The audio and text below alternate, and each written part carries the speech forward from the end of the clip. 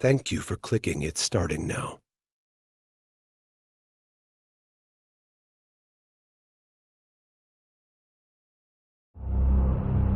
Listen to the will of those who will not speak, and if the tools are not willing,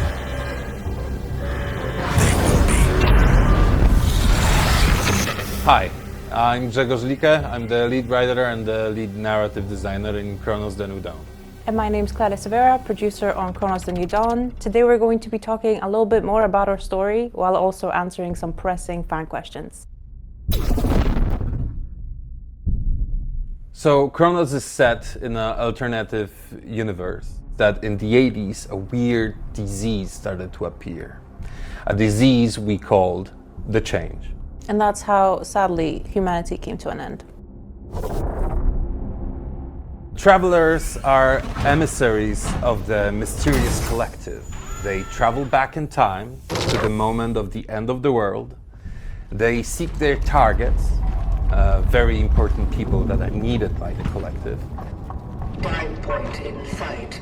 And they extract their essences. Is it painful? I think it's painful. With every single, I think, weird procedure along those lines, you will expect it to be painful. And because we're taking away souls of human beings, don't expect it to be a nice thing. Well, they scream a lot. Yeah.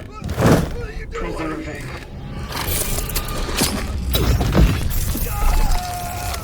You'll be able to, throughout the course of your game, pick who you choose to extract.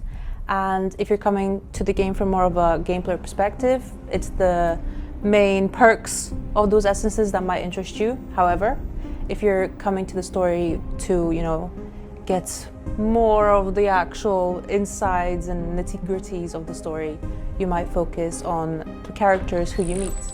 Target. Seated. Edvard Wisniewski. Which characters you choose to extract will actually affect, not only the gameplay, but also how you perceive the whole game.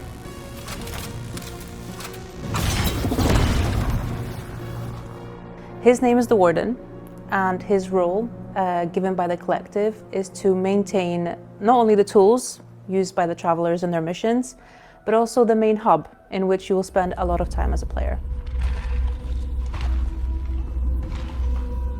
You will have a lot of interactions with this guy. You will see that, he's got a little bit of different approach than the protagonist. Don't you think it's all trivial? In perspective of perpetuity, what isn't but a trivial thing?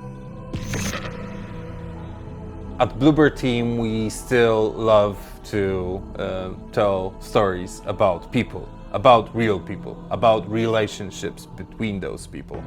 You will meet a lot of characters in this game. Some of them you will love, and some of them you will, Maybe love. love less. Love less.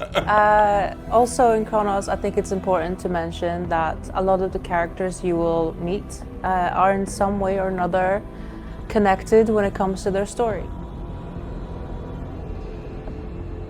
I think it's cool that the player and the traveler are sort of on the same level when it comes to really discovering the story at the same time.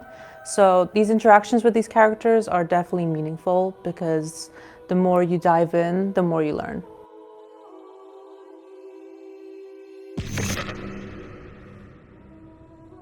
The main differences between Nova Huta and New Dawn are there isn't any floating buildings. In Nova Huta. Yeah. There isn't roaming monsters. Yet. Kind of. And the streets are undestroyed. However, we try to stick to the ideal image of Nova Huta as much as possible, but not only in the aesthetic, but also care about the historical importance and meaning of it. Also, obviously, in the game, we added some new buildings and new places for you to explore as a player. So the big building you see floating around in our trailers, we built it and then we destroyed it again. I was born and raised in Nova Huta. So this project feels very personal. But we chose Nowa Huta because of the history the place has. That history rhymes very well with the questions we ask in the game and the themes we tackle throughout the story.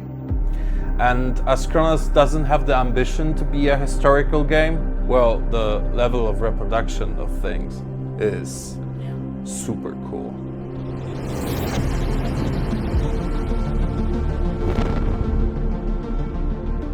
Well, only I know that, and I can tell. His watch is broken. As far as we know, we don't know. Well, it is a time travel story. Duh. Why nobody ever asks about dogs? Or hamsters.